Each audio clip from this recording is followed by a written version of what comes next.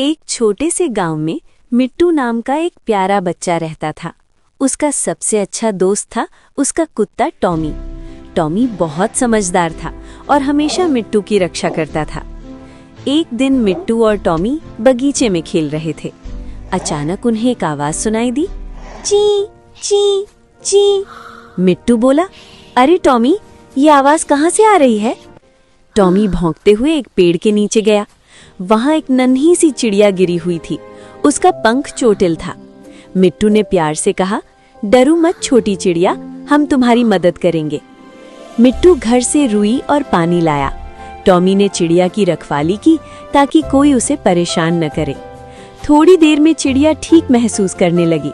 उसने खुशी से कहा, धन्यवाद मिट्टू और टॉमी। अगले दिन अचानक टॉमी जंगल की तरफ भाग गया।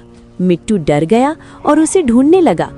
तभी वही चिड़िया आसमान में उड़ती हुई आई और जोर जोर से चहचहाने लगी।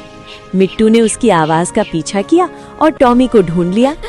टॉमी खुश होकर भौंकने लगा। मिट्टू बोला, देखो टॉमी, हमारी दोस्त चिड़िया ने हमारी मदद कर दी। तीनों दोस्त खुशी से खेलने लगे।